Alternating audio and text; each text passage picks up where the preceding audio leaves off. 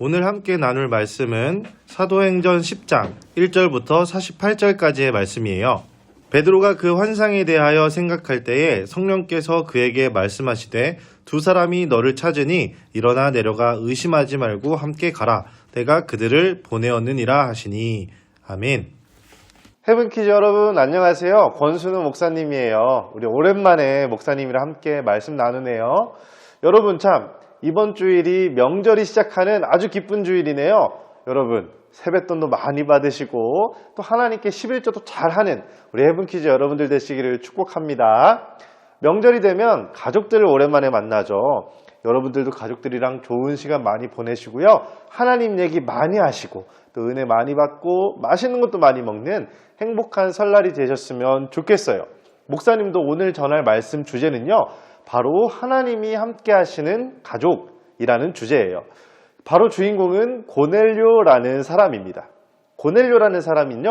하나님을 마음으로는 믿었지만 이스라엘 백성이 아니기 때문에 잘 알지 못하던 이방인이었어요. 그러던 고넬료가 하나님을 마음에 믿고 늘 오후 3시만 되면 하나님께 기도했어요. 그리고 그 고넬료는 모든 사람들이 칭찬하는 훌륭한 사람이었어요. 사람도 좋고 기도도 열심히 하고 어려운 사람 돕는 일에도 앞장서는 훌륭한 사람이었죠. 그렇게 매일 기도하던 고넬료에게 하나님이 찾아오셨어요. 그리고 하나님이 이렇게 말씀하셨어요. 너가 매일 기도하는 것과 매일 어려운 사람 돕는 일을 나는 기억하고 있단다. 너가 저기 멀리 욥바에 있는 베드로에게 찾아가서 베드로를 만날 것을 한번 약속을 잡아보렴. 그러면 베드로를 통해서 하나님의 놀라운 말씀이 너에게 이루어질 거야. 화들짝 놀란 고넬료는 하나님의 말씀에 즉각 순종해서 욥바에게 자신이 정말 믿는 부하와 함께 사람을 2사람 보냈어요. 그리고는 베드로에게 정중하게 초대하기 시작합니다. 꿈에서 우리 주인의 꿈에서 하나님께서 베드로 사도를 만나라고 하셨습니다. 신뢰가 되지 않다면 고넬료 백부장이 있는 우리 집으로 오시지 않겠습니까? 베드로는요.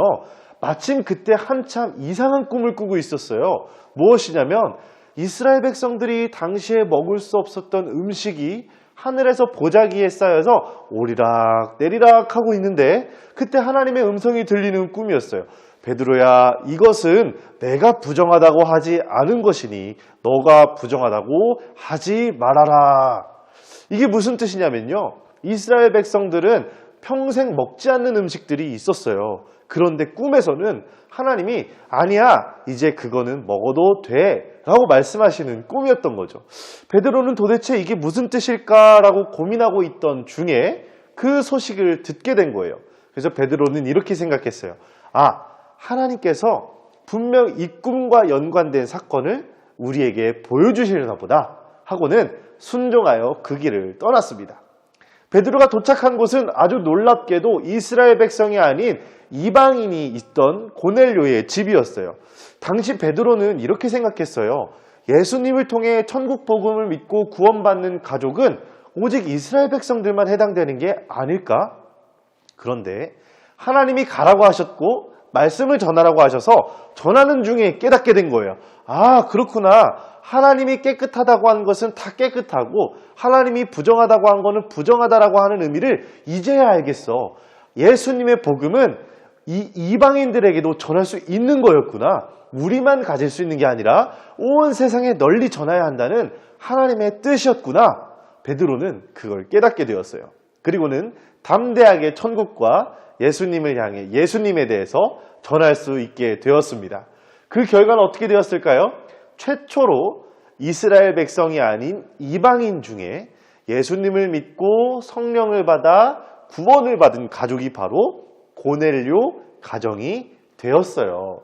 여러분, 바로 예수님의 복음은 누구에게나 정해져 있지 않고 모두에게나 전할 수 있는 아주 놀라운 말씀이라는 사실을 오늘 이야기 속에서 우리가 알 수 있게 되었어요. 여러분, 명절이 되면 여러 친척들을 만나죠. 교회를 다니는 친척도 있고 또는 다른 종교를 믿는 친구들도 있고 또 다른 교회를 다니는 친척들도 있을 거예요. 여러분, 한 가지 확실한 것은요. 하나님께서는요, 모든 사람들을 사랑하시고요, 이 고넬료 백성처럼 이방인들도 사랑하시는 하나님이 우리의 모든 가족들을 사랑하세요. 그리고 그 가족을 위해서 베드로와 같은 말씀 전하는 자를 예비해 두세요. 자, 그렇다면 이제 이 베드로와 같은 사람이 누가 돼야 될까요? 맞아요.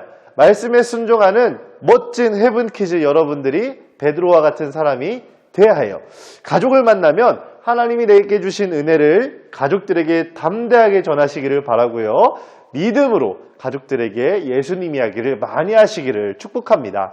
그래서 여러분들의 가정 안에서 성령님이 역사하시고 또 아름다운 일들이 많이 일어나고 하나님을 믿는 또 다른 가족들이 탄생할 수 있도록 많은 기도와 여러분들의 전도가 필요한 줄로 믿습니다. 목사님도 이번 명절 여러분들이 가는 곳곳마다 하나님이 함께 하시기를 기도할 거예요. 성령님이 여러분들이 예수님처럼 행동할 수 있도록 지켜달라고 기도할 거예요. 그래서 이번에 명절을 지내는 동안 아직 예수님을 알지 못하는 친척이 있다면 여러분들의 모습을 통해 예수님이 전해지고 믿음이 싹 트는 시간 되기를 축복합니다. 자, 말씀을 마치기 전에 목사님이 명절 숙제 2가지를 내줄게요. 하나는 고넬료 가정을 찾아간 베드로처럼 가족들과 있을 때 예수님 이야기 많이 하기.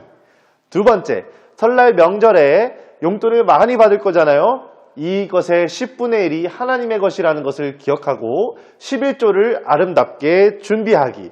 여러분 이 2가지를 기억하시고요. 명절 기쁘게 보내시기를 바랄게요. 성령님이 함께 하시는 우리 헤븐키즈의 가족들 되시기를 축복합니다.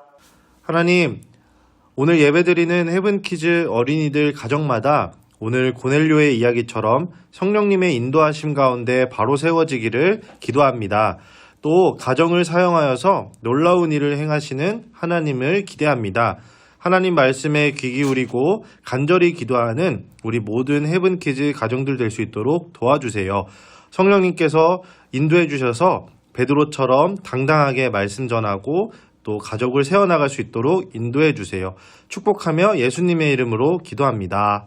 아멘.